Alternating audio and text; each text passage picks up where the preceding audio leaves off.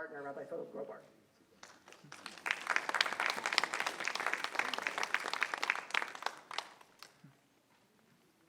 Thank you, Rabbi Lidman. This is a really nice building. It's a nice show. Someone should show me around at some point just to get a better sense of it. So it's really nice to be here. It's nice to start our I Engage lecture series at my home congregation, where I spent a lot of time, and to welcome really one of my all-time favorite speakers. And when I first started going to the Hartman Institute, I knew about David Hartman and Daniil Hartman, just the name, and they were sort of celebrities in the United States. But really the person that impressed me the most and got my soul sort of aligned with the mission of Hartman was Micah Goodman, who I had actually seen on TV before I heard him speak, and I didn't realize it was the same person at first. And so it was, and then to meet you in person was a great treat. Micah is one of the most dynamic and interesting teachers at Shalom Hartman. I've had him for several of the courses I've taken there, and really made an instrumental change in how I saw the world and how I viewed the rabbinate and how I think about Israel and how I continue to think about Israel. And now that in some ways we're colleagues is just not just a great honor to me. In some ways it's something I never dreamed could be true, but sometimes dreams do come true. Anyway, so you have Dr. Goodman's bio in the pamphlet that's there with the texts, and I'm not going to go through the whole thing. You could read it yourself. I just want to introduce you to one of the best teachers I've ever had and a colleague and friend, Dr. Micah Goodman.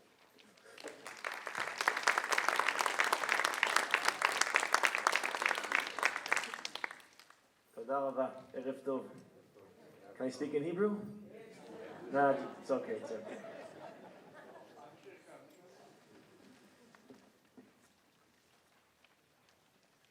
For a few years, I used to come to the States to speak with North American Jews. I always felt a little bit uncomfortable. Israeli politics are so messy. The way we argue is so not dignified. The words we use are so not honorable. And American politics seem like so dignified and so calm. I always felt a little bit embarrassed. And for the first time, I'm coming here, and I kind of feel comfortable.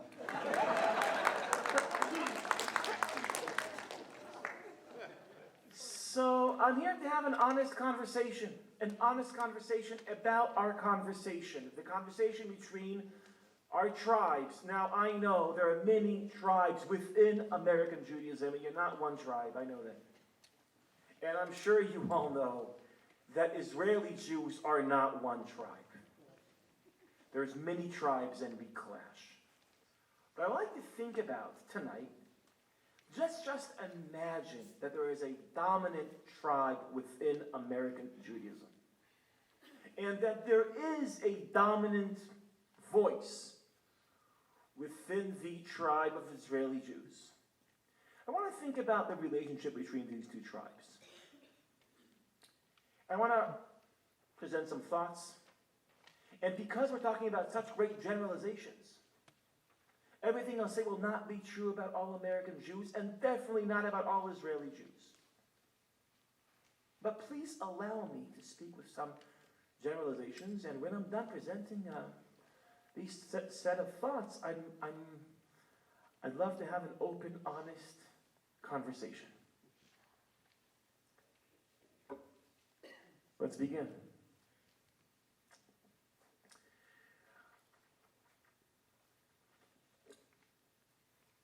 American progressive liberal Jews, for quite a while, have a few problems with Israel. And among young American progressive Jews, so it's becoming a larger problem. And if you think about what the critique that progressive American Jews have of Israel, there's many issues, but it could be narrowed down to two issues. One problem is the occupation. This June, in Israel, we'll be celebrating 50 years for the Six-Day War. But that's also 50 years that Israel's holding on to the territories and using force to control the Palestinians. And this is very embarrassing for critical mass of North American Jews. The occupation is a problem. It's creating a distance between young American liberal Jews and Israel. There's another problem, though. The problem is that in Israel, there is not a separation between synagogue and state. And not only does the state have some control over Judaism, it's not only the state, but within the government who has control over Jewish issues, ultra-Orthodox rabbis.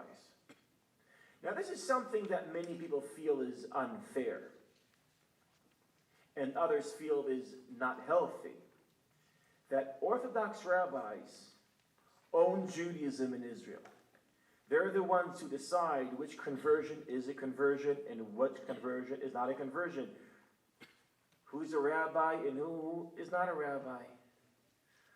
Who can have a part of the wall and who can't?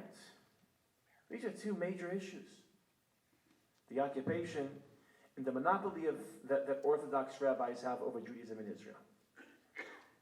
In other words, American Jews have the following problem. Many of them feel that Palestinians don't have enough rights, but Orthodox rabbis have too many rights. They feel like that in Israel, Orthodox rabbis control Judaism and Jews control Palestinians. And these are two problems. Not everyone has both problems. Some only have one. Just from looking at your body language, it seems like some of you have only one. I won't guess, but I could.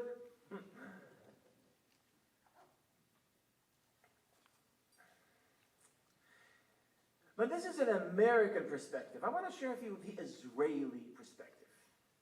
How do we experience both these issues? Let's start with 1947. 1947, actually the end of 1946, the UN sends a committee to Palestine. That's what it was called back then. And the role of the committee, the UNSCOF committee, was to create an investigation that will lead to, in the end, the proposition of dividing the land of Israel to two, what we'll later call a two-state solution. But we know that was the conclusion of the committee today. But back then, in the beginning of 1947, no one knew what's going to be the conclusion of the UNSCOF committee. They're going to come and they're going to check, can the Jews govern themselves? Can the Arabs govern themselves? Does the two-state solution make any sense? And when they came, they were, interviewing local Jews. And obviously, one of the first groups they turned to was the Yeshuv Yashan. You know what the Yeshuv Yashan is? The old Yeshuv, which is the Haredi community. And the first people to interview was the Haredi community. Because they were the ones that were there before the Zionists came along in the first Aliyah, the second Aliyah. They were there, living in Jerusalem and Hebron and Tzfat and then Tiberias. That's my sister? All right.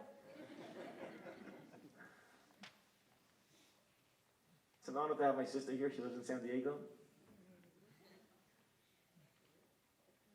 That's right. By the way, I was born, me and my sister, we were born and raised in Jerusalem. I personally was never outside of Israel for more than a month. How's my English?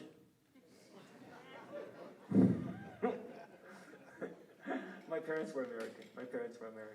But when I was a teenager, I used to speak English like this. Because you want to be Israeli, not American. When you But ever since I graduated the army, I'm trying to sharpen my American accent so I could try to do this. It's okay? Thank you. Thank you, Wayne. Thanks. Does San Diego have an accent? No, so I could just... Okay. No one's from San Diego. So the Unskof committee comes and they're going to interview the Haredi Jews in Israel and ask them, and Ben-Gurion realizes we're in deep trouble. Because they're going to see if Jews can govern themselves. They're going to ask the Haredi, the native Jews in Israel, can Jews govern themselves, have their own state? And what will the Haredim say? Theologically, it's forbidden. Creating a Jewish state is a rebellion against God. It's a violation of our Judaism. And they'll hear that. They'll go back to the UN. What will they say? Can Jews govern themselves? It's against Judaism. It might ruin the whole project. David Ben-Gurion, which was a savvy politician, realized this is going to happen. And before they interview the Haredim, he calls them over. And he says to, I'll paraphrase now, okay? There's actually a protocol, but I'll paraphrase. He says to them, listen, the Unskof committee is going to ask you if we can govern ourselves, and can you please tell them that we can, and we can have a state of our own? And the Haredim said something like, we could. We actually could say that. We don't want to, but we could. We just have, we have one condition. A small condition. What's the condition? We want to be in charge of religion in Israel. And Ben-Gurion said, I don't want to do that. We shouldn't do that. Israel's supposed to be a secular state. The founding fathers of the Aliyah Shniyah and Shlishit were all secular socialists. We shouldn't do that. It's against everything we believe in. But you know what he told them? But we're going to do that. Let's make a deal. Because Ben-Gurion was willing to sacrifice his dream in order to fulfill his dream. He was willing to sacrifice the vision of a secular Israel in order to create an Israel.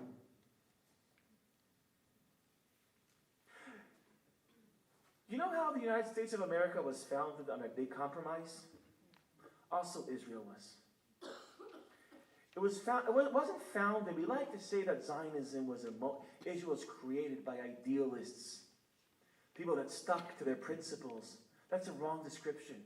Israel was created by a pragmatist, someone that was willing to give up his principle. And the irony is that the state of Israel that was founded by radical secular Jews, it's one of the only states in the world that has religious legislation in it. Why? Because Ben-Gurion was willing to give up the character of the state for one reason: to have a state. Ever since then, by the way, the deal that Ben-Gurion did with the Haredim, which will be called the status quo agreement, that agreement will be sustained.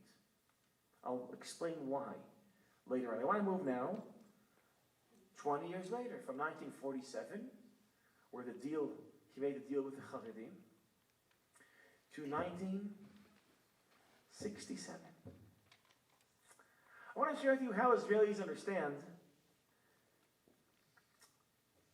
the moments after the Six-Day War. Now, obviously, for many, many years, Israelis had a tremendous disagreement when it came to the territories, or Judea and Samaria, where many Israelis said that what we should do with all this territory that fell into our hands after the Six-Day War, what we should do with this land is trade it for peace.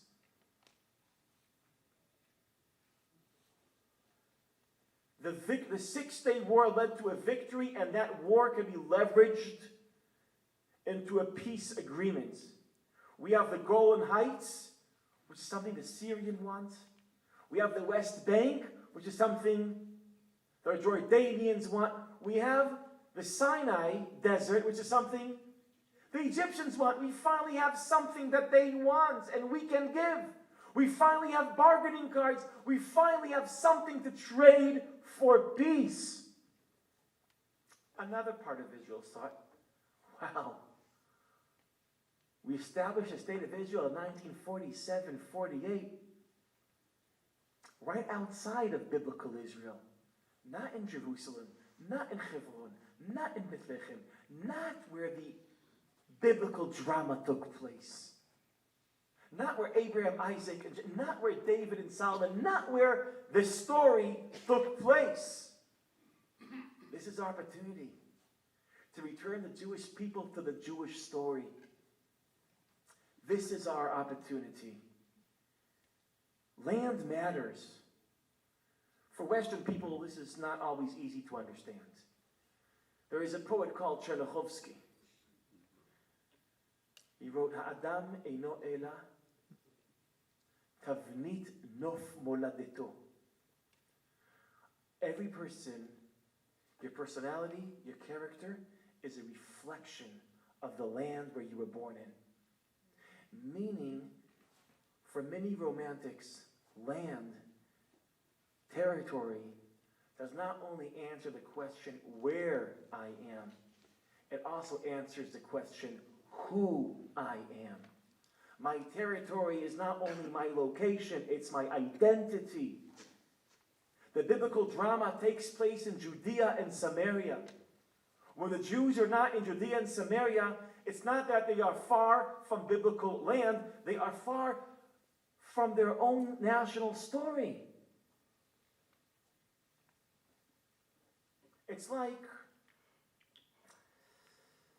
this is how some of Rav Kook's students understood this. You say, okay, land has no meaning, objects have no meaning, material has no spiritual meaning, but maybe it does. Let's say there's a couple that are married for 50 years, and they want to awaken the romance. What do they do? What do they do? So maybe there was the first time, their first date was in Central Park. And there was a bench where for the first time they held hands. They'll go to Central Park. They'll go to that bench. They'll sit on that bench. They'll hold hands. What will happen now? Ancient memories will awaken.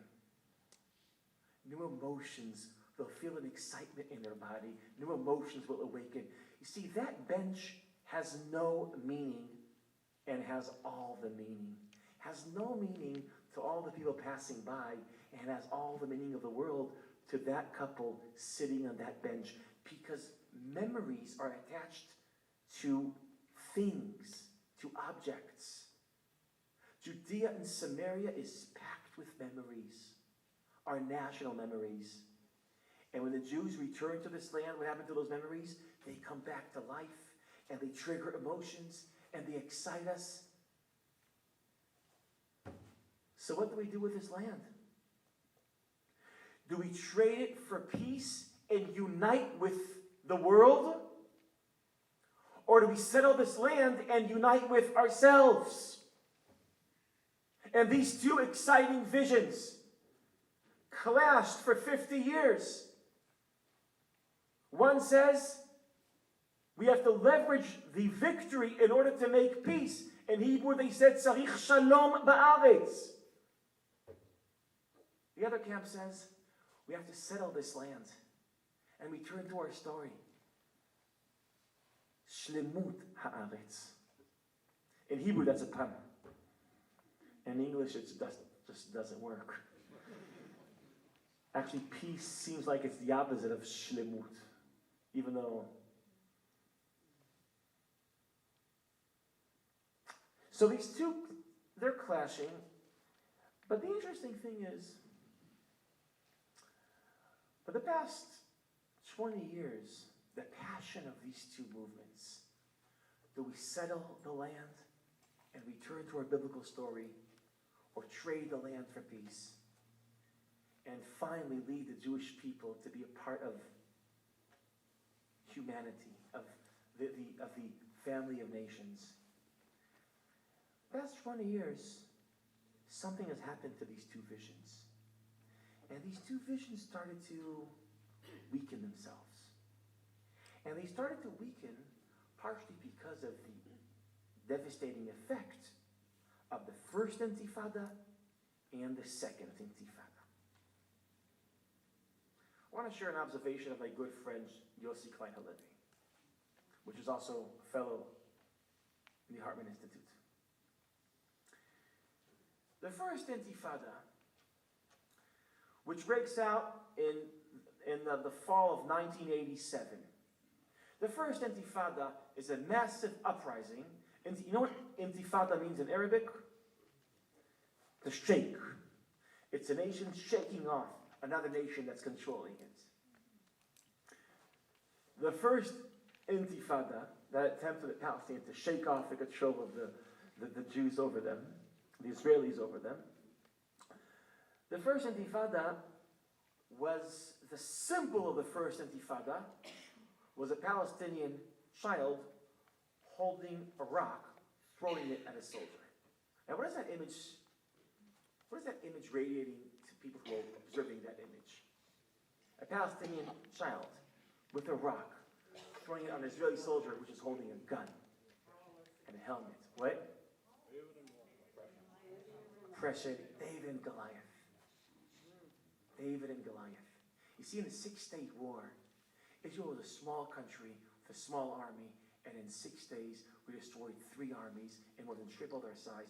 We were David, they were Goliath. To capture this, when we captured this land, we were David. When we are holding on to this land, we're Goliath. Share with you a memory I have. This was in the 90s. I was when I was young and athletic.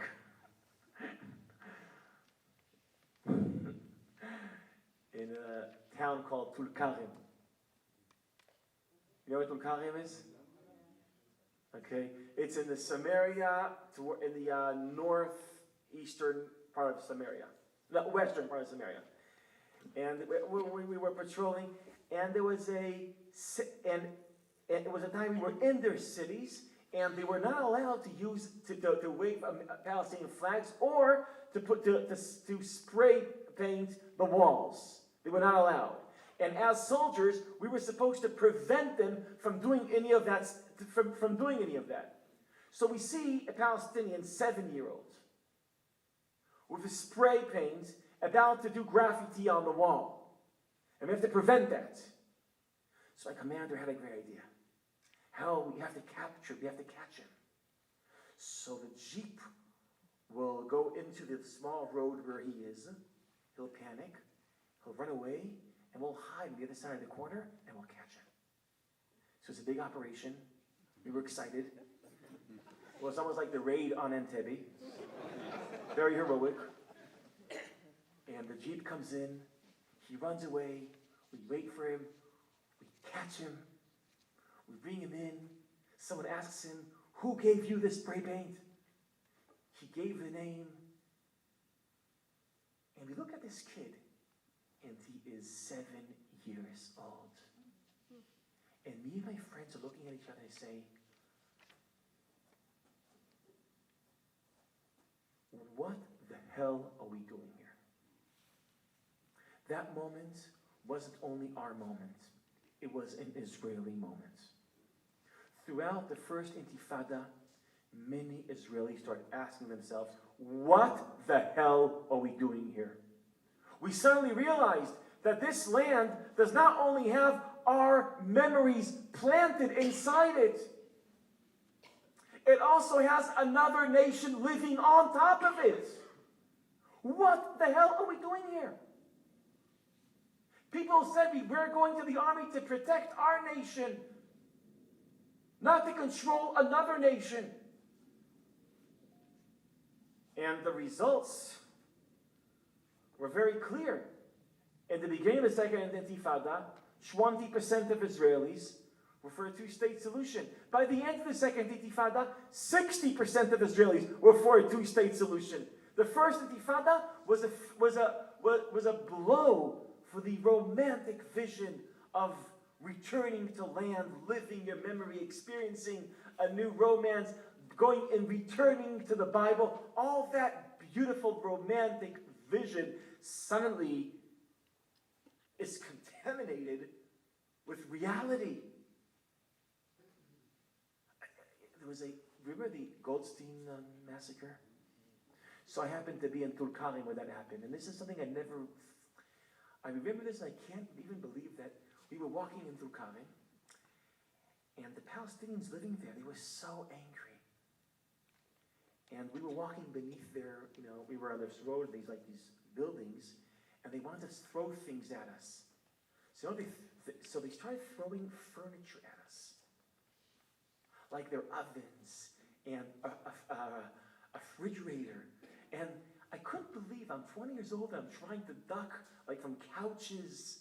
And this was something, what are we doing here? How much, now, can you imagine how much you have to hate someone when you're poor and you want to hurt them, so all you can do is find what you have. And these are images we carry, Israelis carry.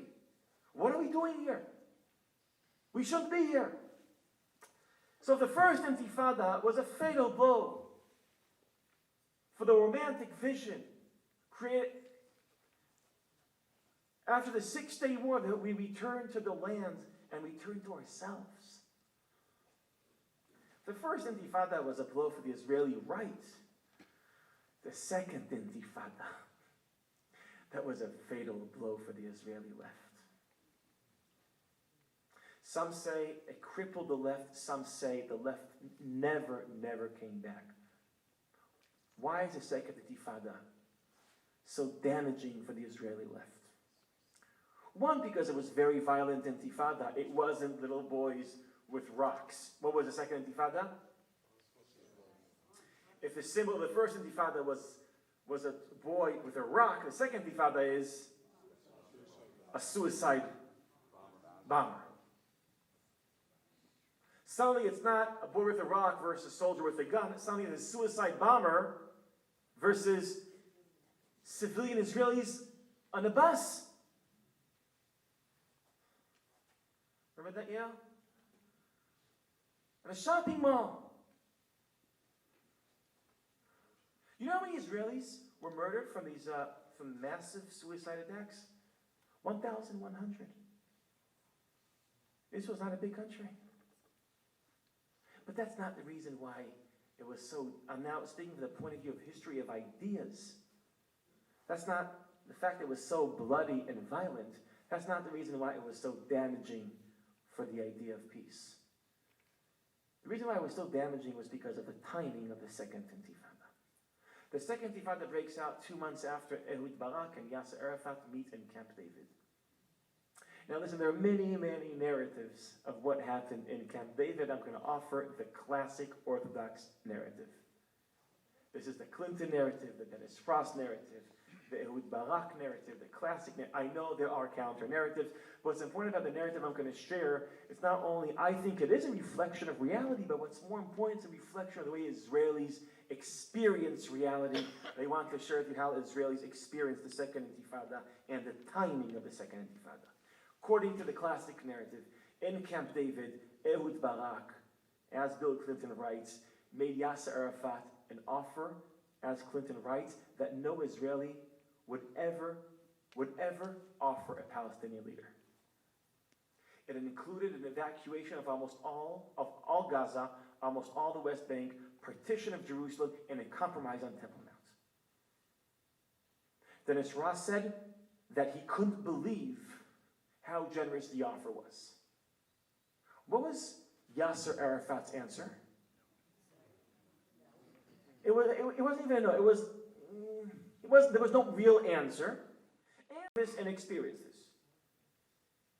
What was the answer? 2 months later, the second intifada breaks out. Now, there is a disagreement within the Israeli intelligence community. Was it led by Arafat or just joined it later? But here's something that most Israelis agree on. When buses were exploding and suicide bombers were killing Israelis within, in Tel Aviv and in Jerusalem and wherever Israelis were terrorized,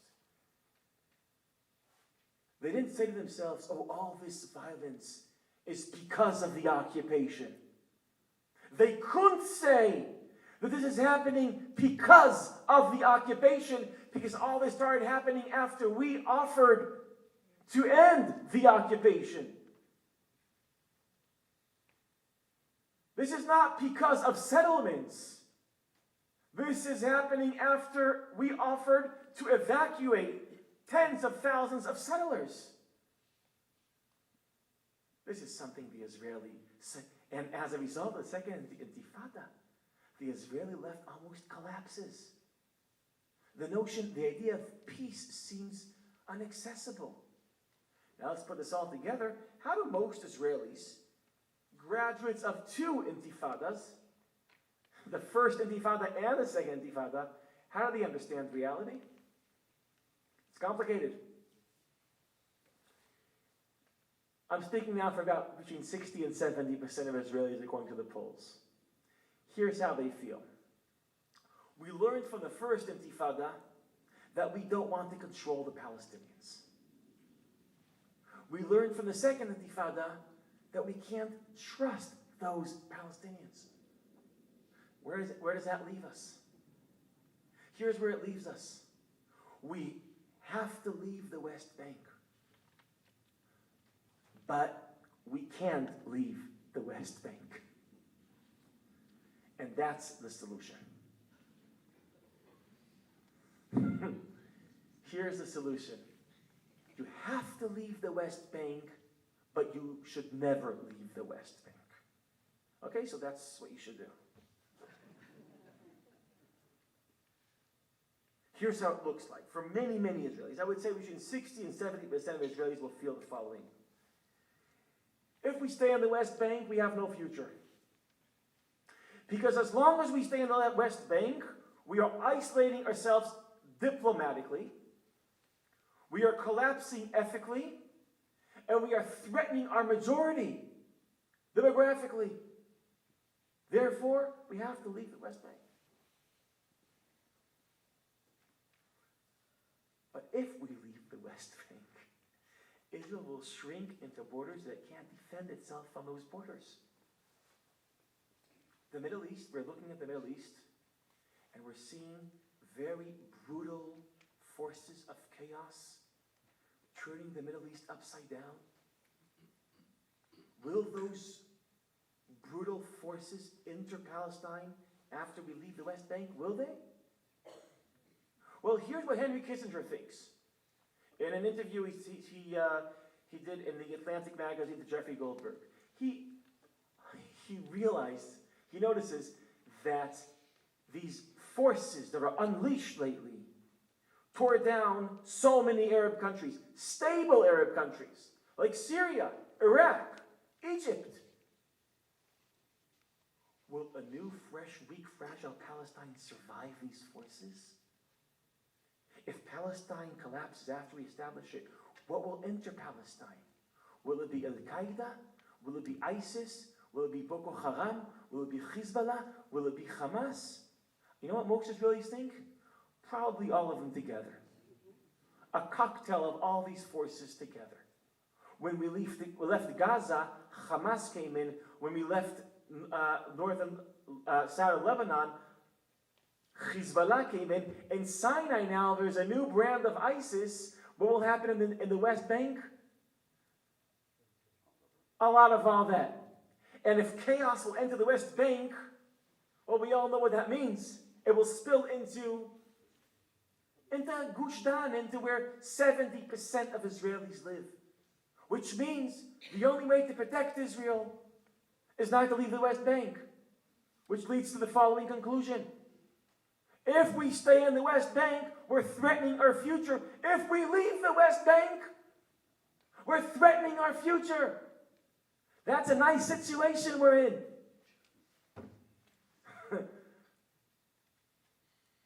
Remember the book Catch-22? So you see where I'm going, right? Remember Catch-22? There's a situation, you have a problem. The only way that will solve a problem will deepen the problem. Here we have a catch. If we stay in the West Bank, we have no future. And the only way to create a future is to threaten our future. The Catch-22. Actually, let's call this Catch-67. What do we do with Catch-6? Now, listen, there are many Israelis that will not buy this analysis. I'm trying to articulate the feelings of 60 to 70, between 60 and 70% of Israelis. But there are many Israelis that don't feel this way. There are Israelis on the right that say, we can hold on to the West Bank and everything will be okay. And as Israelis like to say, Yeh beseder. You know why everything will be okay? Doesn't make sense demographically, doesn't make sense diplomatically, doesn't make sense ethically. We can't do this democratically. Yeh beseder. What? Why Yeh beseder? God will save us, of course He will. He promised us this land. So if we'll stay here, even though it doesn't make any sense, we trust God and everything will be okay.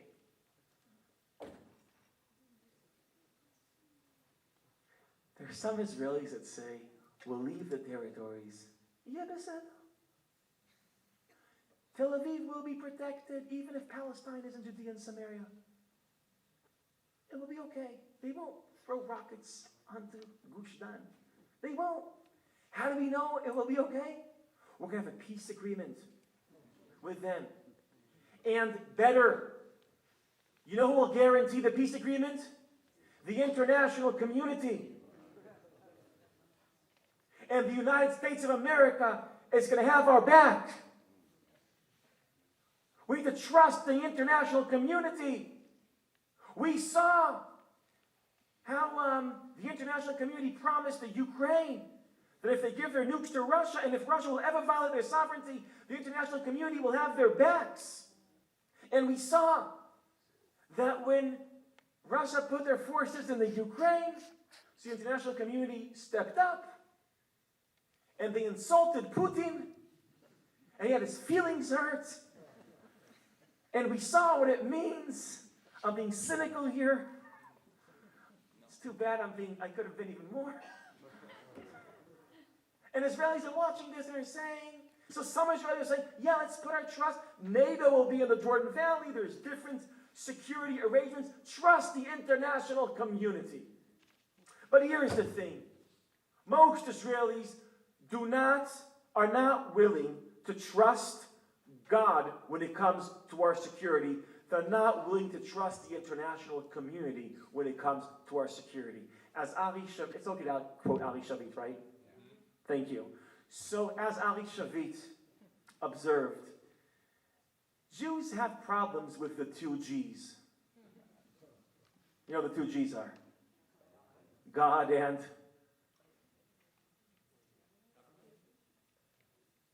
Goy. You know why we have problems with the two G's? 1,900 years of exile taught us something. Now, what's the condition of exile? The condition of exile is we don't have the ability to protect ourselves, guard ourselves. So, in order to guard ourselves, we have to have someone else to protect us.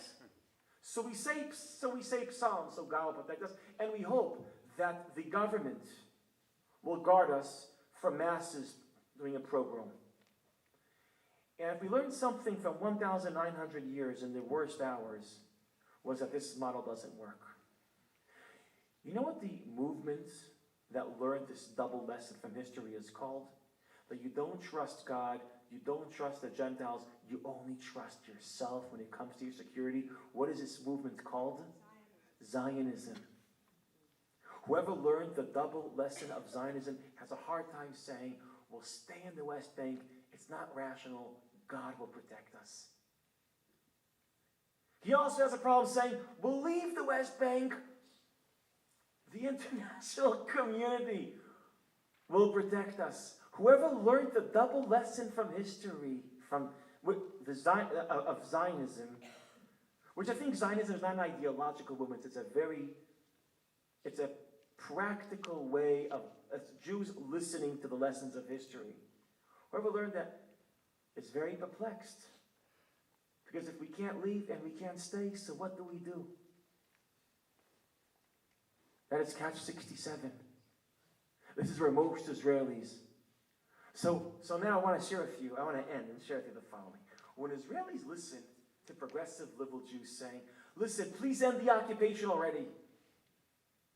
Oh, and cancel the monopoly of Orthodox rabbis about Judaism in Israel. So this is what we hear. I want to share with you what we hear.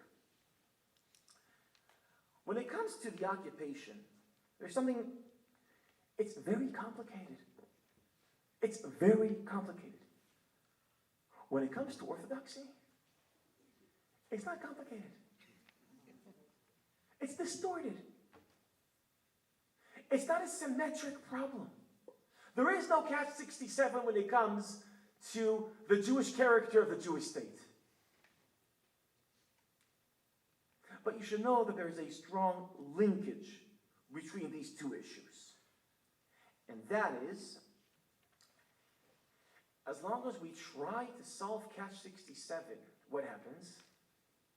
Any elected government always feels like its role is to deal with catch 67. And people on the right have their vision, on the left they have their vision. They never have enough votes to solve catch 67 the way they understand it. So what do they always do? They need a coalition. Who do they bring into the coalition? Okay, and then the Orthodox, where they say, okay, you want to leave Gaza? We'll vote with you. You want to settle Gaza? We'll vote with you. Whatever we just have one condition. What's the condition? That arrangement we have, let's keep it going. Meaning, we recycle the deal of Ben-Gurion and the Charedim every term, all over again. But what would happen if we realize that maybe we do not have the answer to catch 67? What will happen at that moment to the power of ultra-Orthodoxy in Israel? We're not going to trade horses. You back me with my solution. You know why? Maybe I don't have a solution. Once we acknowledge catch 67, so maybe we realize we can't, in this decade, solve the conflict with the Palestinians. But maybe we can cure the relationship between synagogue and state in Israel. Maybe we can't have right now a two-state solution, a Jewish state, to establish a Jewish state next to Palestine, but maybe we could cure the Judaism of the Jewish state.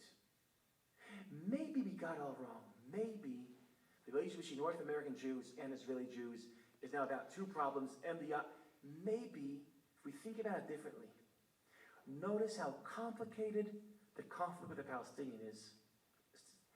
And that complication is sustaining the unhealthy character of the Jewish state. Let me end with two observations and then open this up. I see there's a lot of people have a lot to say and a lot to ask.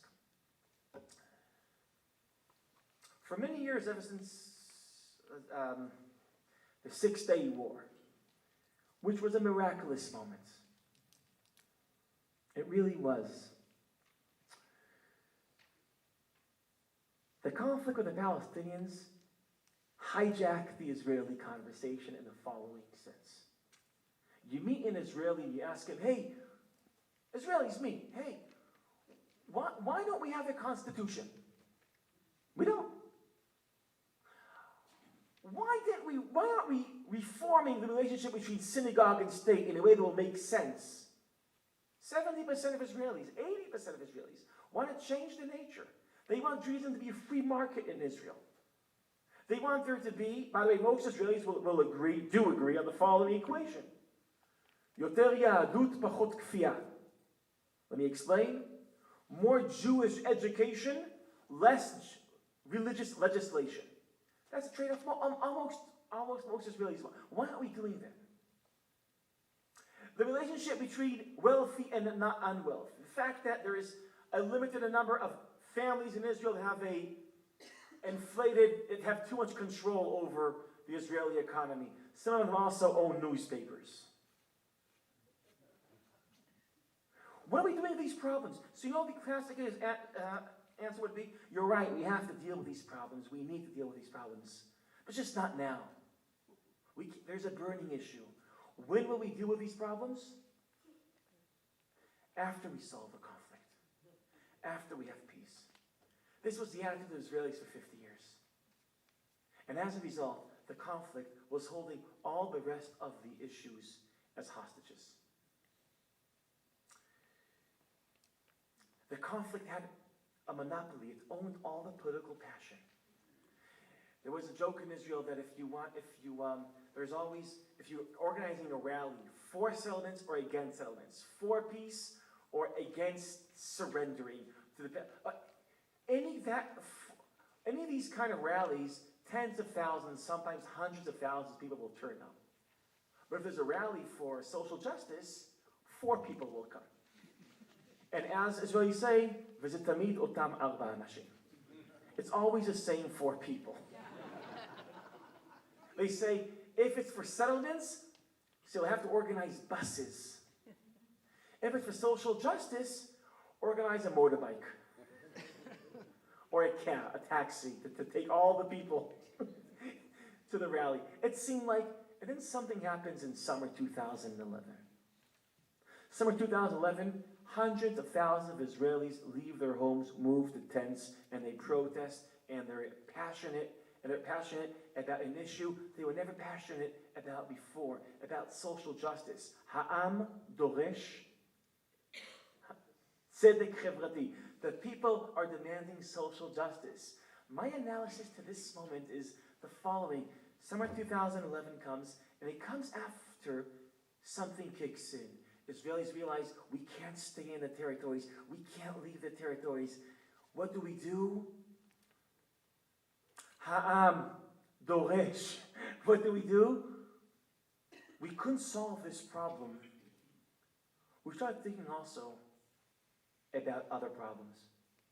There's an irony here.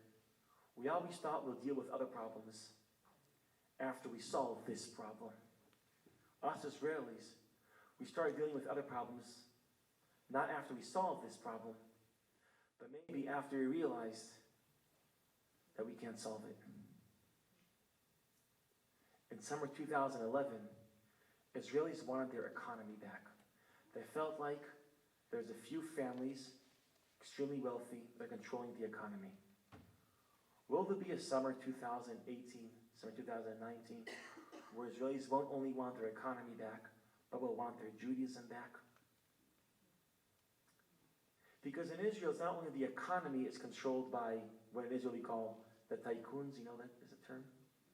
Also, Judaism is controlled by some tycoons. The Haredim are my brothers and I love them. They control Judaism. And they don't own Judaism. And we want it back. 50 years of fighting for the Palestine. So we neglected that issue. Maybe it's time that could be an issue. And this is something that a deep understanding between American Jews and Israeli Jews about where how complicated the conflict is on the one hand, and how important the Jewish nature of the Jewish state is on the other hand. These fresh new understandings could lead, I think, to a deeper relationship between Israel and between these two tribes, and hopefully to help us empower Israel and cure Israel. Thank you.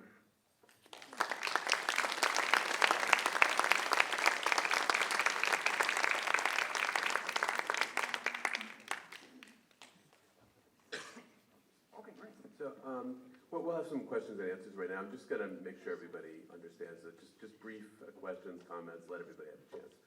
Rachel Allen from Shalom Hartman is going to go around with the microphone. So Michael will pick out, you okay? It's okay? We'll pick out just raise your hand. And I don't want to have write out and note cards and things like that. I think we can trust each other. So, but just if you could keep it brief, it'll help a lot. Thanks. Great.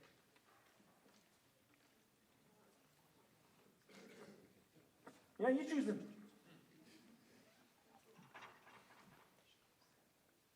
I understand your analysis, but I think that you're skipping over the piece of the Yom Kippur War and the change of attitude in Israel and the effect that that war had on the country. And it really took the bloom off the rose. And then the Intifada came a number of years after that. And I think for a lot of us who were very close to that, it's like, they kept pushing Israel into wars and wars and wars, and they lost. Was that a question or a small declaration? What? I think the Yom Kippur War is a very important moment in the history of Israel, but I don't think the Yom Kippur War had a devastating effect on ideas, had a devastating effect on trust and leadership. Meaning, if the first Intifada and second Intifada changed the structure of Israeli ideas, the Yom Kippur War changed the structure of Israeli leadership. Till the Yom Kippur War, Israelis had almost blind trust in the leadership of the Labor Party. They felt like these people, which were combined socialism, secularism, and Zionism, that triple synthesis created the Moshe Dayans, and they were like the grown-up that really knew how to lead Israel. And after the Yom Kippur War, people asked, are they the responsible grown-up that should lead us? The Yom Kippur War is an important moment, but I would say the Yom Kippur War is an important moment in the history of political leadership. The two Intifadas are important moments in the history of political ideas. They're both transformational moments, but the Yom Kippur War is more about leadership, and the Intifada is more about ideas. Thank you.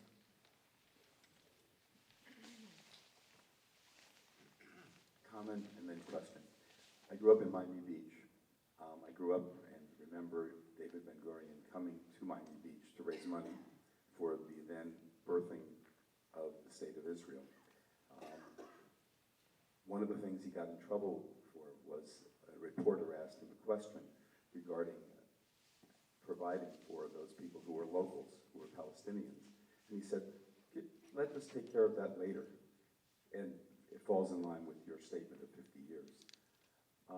What can American Jews, who are not going to make Aliyah, what can we do, in your opinion, to make a difference in this process?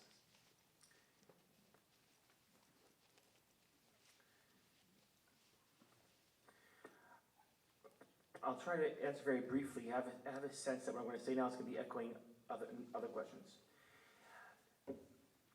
When we think about the fact, when I said that Israelis are saying, okay, we can't solve this problem, let's focus on other problems, there's a problem with that attitude. And that is, when I'm not thinking about that problem, that doesn't mean that problem is not thinking about me. When I'm ignoring the conflict, that doesn't mean the conflict is ignoring me. And the demography is at work here, and diplomat is at work here. So the fact that I'm started speaking about other issues, which are very important. I mean, neglecting an issue doesn't mean, there's something almost beautiful and childish about this attitude. Children think that when they close their eyes, the world disappears. Sadly, it's still there. So what can we do about this conflict? And I think we should change the question. Let me try to offer a way to change the question. Let's stop calling it a problem. You know why? Because the word problems need solutions. But if it doesn't have a solution, let's not call it a problem. Let's call it something else. Let's call it Catch 67. a catch is not something that you have to solve. It's something you have to escape. Meaning, let's not ask, can we cancel the problem? Let's ask the other question. Can we create a reality where Israel can have a Jewish majority on the one hand and defendable borders on the other hand? Let me articulate this a little better. I'm not giving an answer. I'm trying to articulate a healthier way to ask the question. Many times when people have an illness and they discover that it's a fatal condition, and the doctors will come around and say, listen, we can't cure your illness. But that doesn't mean that there isn't any effective intervention. Sometimes there is an intervention that can't cure your illness, but it can turn a fatal condition into a chronic condition. Maybe we should change the question when it comes to the conflict. Let's not solve it, but let's treat it. In the following sense, now the conflict seems like it's threatening our future. If it goes on the way it's on now, Zionism might end. The state of Israel might end. We can't solve it, but maybe we could turn a fatal condition into a chronic condition. In other words, let's turn this problem from a problem that's going to end our future into a problem that will always be a part of our future. If we think about it that way, maybe there's room for new ideas. And I think I think this relationship should be about thinking about this pragmatically. David Ben-Gurion was very pragmatic in 1947 when it came to the Jewish nature of the state of Israel. Maybe we should return to his pragmatism when we're thinking about the Jewish future of Israel. Yes? I'll make it quick because it's kind of two things I was hoping that you would speak on. One, you talked about kind of Jews, and let's forget the catch 67 and Jews. But the previous Israeli government was a coalition government in which the religious parties had lost significant power, and the laws that were passed at that time has now all been reversed under new coalition. So I'd hope that you can speak a little bit about, they had the coalition without the religion, and then we moved forward, and now the religion's back in there. And then I was also hoping, with leadership, you would expect leaders to take hard decisions. So yes, it is a catch-67, but you have one option or you have another option. At some point, you think that a leader has to decide and live with those consequences. How long could you go on being a leader without making a choice? Let me address the first question. So between 2013 and 2015, there was a government in Israel which was founded on Netanyahu, Lapid, and Bennett. And it was a coalition without the ultra-Orthodox. And I think that government had a lot of potential, and it completely wasted all the promise that government could have had. Why? Because instead of using the fact that the Haredim were not a part of the coalition, in order to rethink the relationship between synagogue and state in Israel, and minimizing legislation, increasing education, turning Judaism into a free market, and as a result, making Israel not only a stronger democracy, but also, I think, a more Jewish country. Instead of that,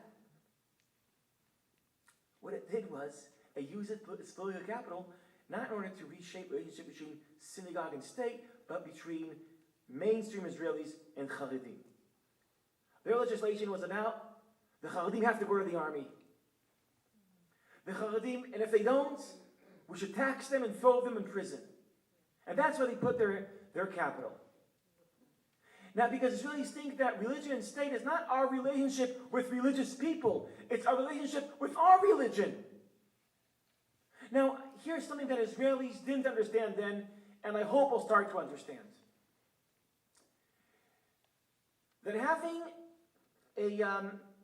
when we go to Haredim, and we try to force them to go through a force of Israelization, a process of Israelization, and force them to go to the army. What that does it only slows down a healthy process of reaction. Here's a paradox that Israelis are suffering from. And here's a sad truth. Many Israelis don't really like Haredim. They don't like Haredim. Haredim is the only group in Israel that you could negate and despise and still be considered tolerant. Actually, I would say part of being a tolerant, enlightened Israeli is to despise Haredim. Or else you're not really tolerant. Now, this is a paradox, we all know, and this is something, it's politically correct to despise Haredim. It's the only minority that's I would say it's not politically correct to admire them. And now, what is the meaning of this? The meaning of this is, it also looks like this. One of the reasons why we don't like them is because many of them don't work. And therefore they're living off our salaries. They're not a part of the workforce. But some very close friends of mine are part of a process trying to enable Haredim join the workforce. And so when they apply for a job and they go for an interview, so the person interviewing them looks at the Haredi and he realizes, well, he'll start working here the next day. There'll probably maybe a new dress code. And they start imagining there'll be probably pictures of rabbis on the wall. And we'll have to change everything. So we don't want this, all false images. So they say, you know what? Just give the job to another guy. See, Israelis really want Haredim to join the workforce, just not in their workplace. And the paradox is that we hate them because we don't work, but we don't notice that they don't work partially because we hate them. Israel is a victim. Israelis are victims of their hatred. It doesn't help. So, and a good example is the Lapid-Bennett government. Instead of using that power without Haredim in order to cure the relationship with Judaism, it only increased the gulf between regular Israelis and Haredim. And it's a problem. I hope that moment will happen again, a coalition without I think it'll be better for Haredim. It will be better for Judaism in Israel. But that moment, sadly, was a wasted moment because Israelis still don't realize that taking Haredim out of the government does not cure Judaism in Israel. Yes? I'm not an Israeli. I never lived in Israel. I'm not a scholar. I'm just an Iranian Jew who came to the United States in 1977. And Jews in Israel are one thing. Jews need Israel. However, I'm just talking by observing what I've seen and what I see on a daily basis. You got Jews, quote unquote, Jews in the United States, who are Jews because they eat bagel and lox. And they're Jews who actually they go to synagogue once or twice a year, and those who are more observant. We call some of the Jews self-hating Jews because they don't want to have it. They don't even want to be known as Jews. They just were born into Judaism.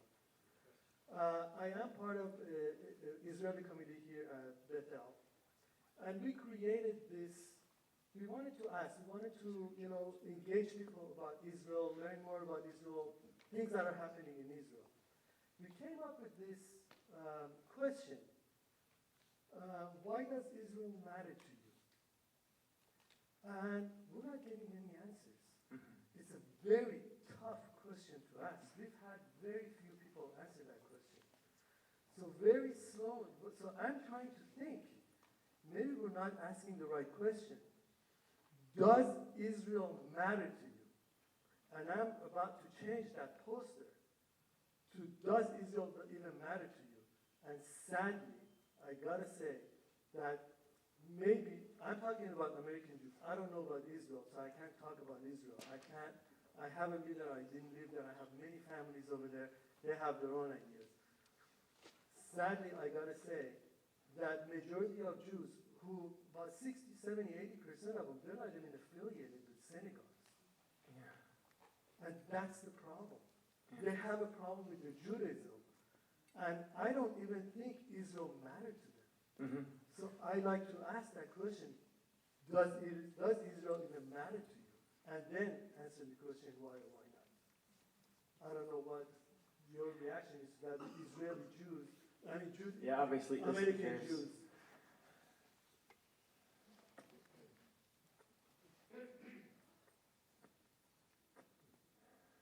I want to answer you. Listen, you have your problems.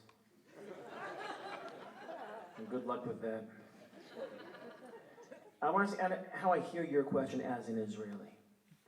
I think we made some mistakes in how we make American Jews be engaged with Israel. And here's our mistake.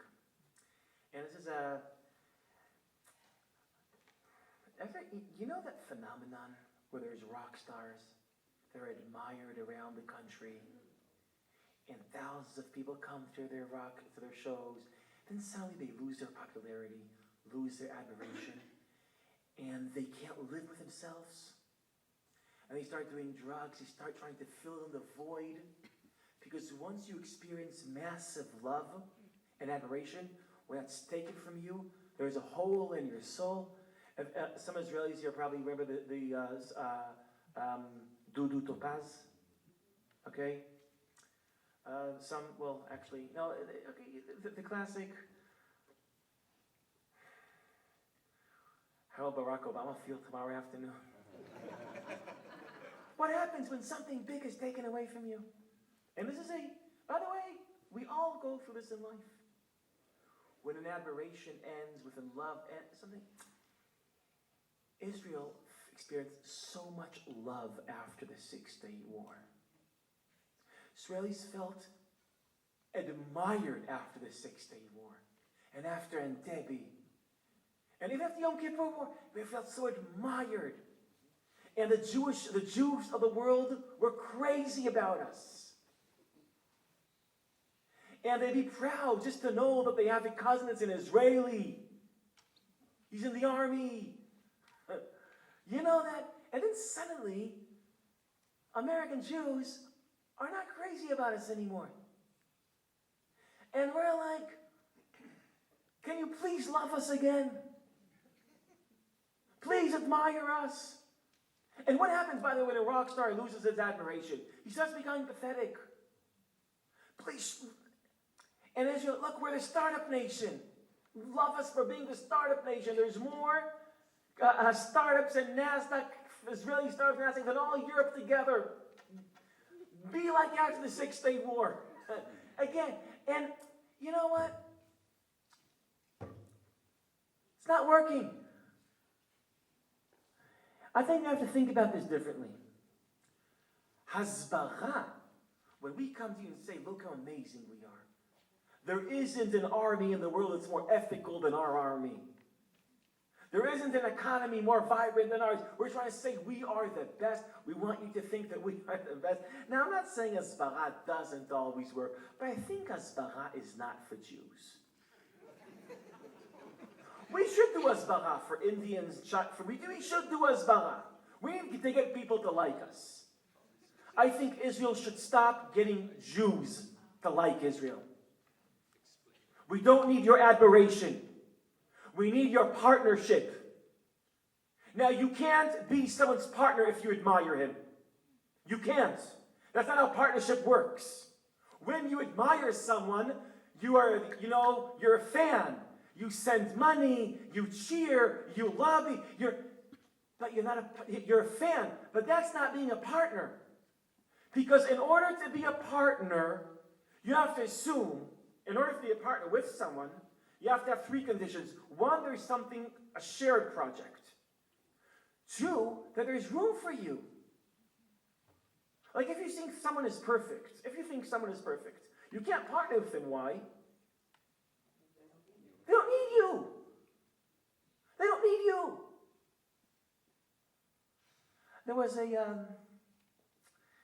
There's something I experience sometimes when I speak to an English-speaking audience, and I forget a word in English. because I'm Israeli. So I'm like looking for a word, and the nicest thing happens. Everyone tries to help. And that doesn't happen to me with Israelis. And this is better. Why are you trying to help? Now, when you help me find the word, what just happened between speaker and an audience? What just happened? It's not me preaching to you. It's we're figuring it out together. A connection is formed.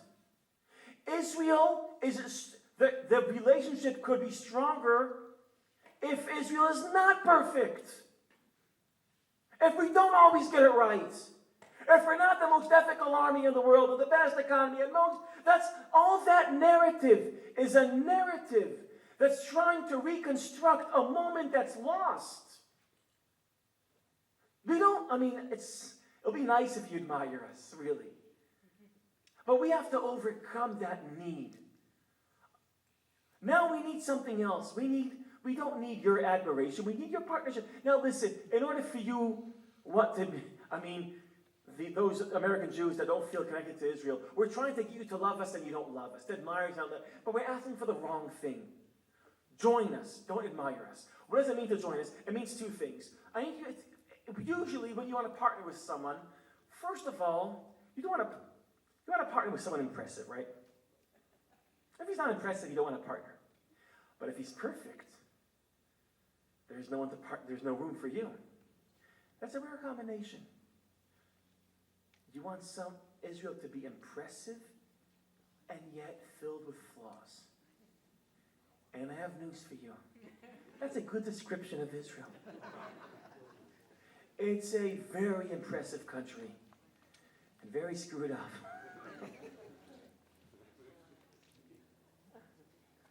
Okay, so maybe two more questions? One more. I don't know how to pick. Listen, there's two more of us there. Okay, so one, and then, please. You mentioned partnership. Has there been any attempt to request a partnership with the predominantly 23 Islamic countries to be a partnership with this new country that we're talking about creating?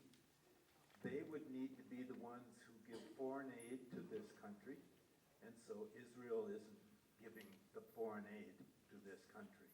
Has there been any attempt to bring them into the dialogue? It's a good question. I don't think I know enough to answer that.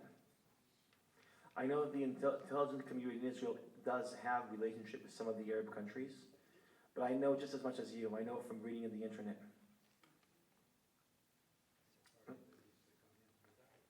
Yeah. Please.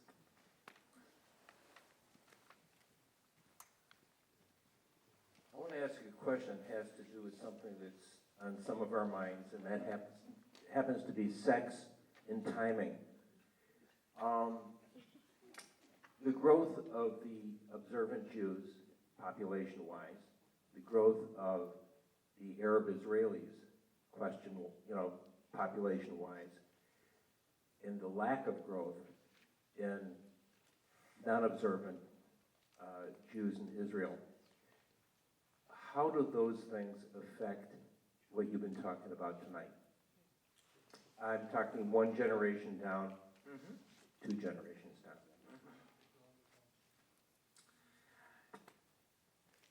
Yes, Israelis like to think of two demographic problems. One demographic problem is that the non-Jewish population within Israel is going to be larger than the Jewish population in Israel. The second demographic problem is that within the Jewish population, the less liberal, less democratic population is going to be more than the liberal, democratic, secular voices. These are two demographic problems that Israelis like to think about. I'm not sure, though, that would be a correct description of reality. And that is, we don't have enough time to go into this. We see on the one hand that the more Orthodox you are, the more kids you have, which means the future of Israel is Orthodox. But there's something we don't see. The larger the Orthodox community gets, the more it splits, and the more larger parts of it become less Orthodox. Let me finish. This is the Haredi community in Israel. This is something that people don't know enough. The Haredi, the ultra-Orthodox community in Israel, is changing. It's changing. If ultra-Orthodox community in Israel is founded on 3 pillars. 1, that there is a few rabbis that know everything and we have to obey them. 2, that the best way of living is studying Torah every day, all day. And 3, do everything you can to isolate yourself from the outside world. Well, let's look at these 3 pillars. Let's start with the third one. Isolation from the world. So much cultural capital is invested in isolation. And then internet came to the world.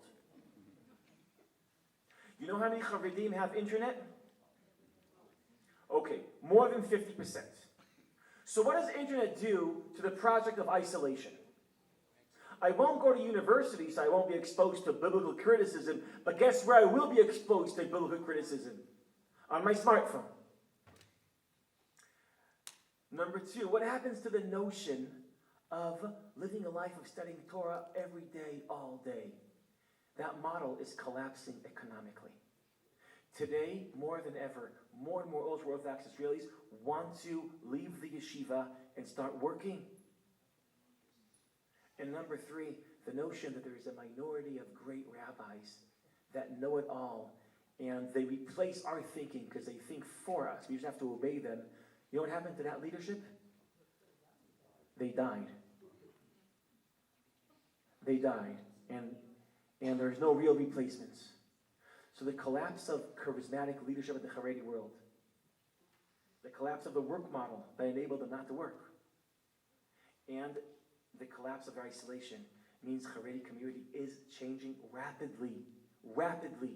Now I know that you hear about how Haredim are becoming more extreme. I want you to know something. When you hear about Haredim becoming more extreme, it's a reaction to all those Haredim leading the Haredi community. Sometimes what you hear as passionate Haredi movement is a reaction to a large part of that population opening up to the world. Now, where is this taking us? I don't know.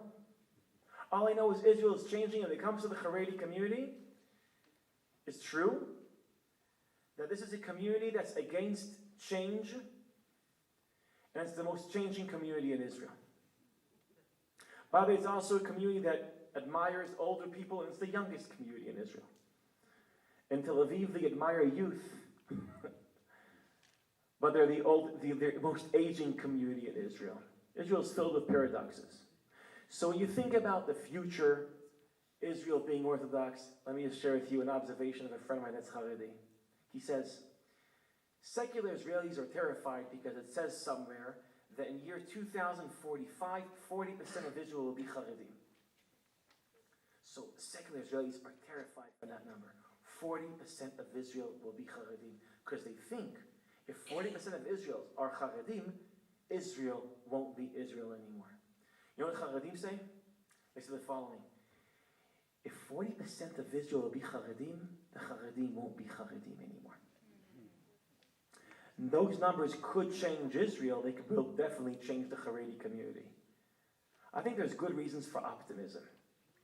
But optimism relies on us being able to overcome the dream of solving the Palestinian conflict, overcoming our need to regain the admiration of the Jewish world, overcoming our dreams might enable us to deal in a healthier way with reality. Toda rabah. Thank you very much.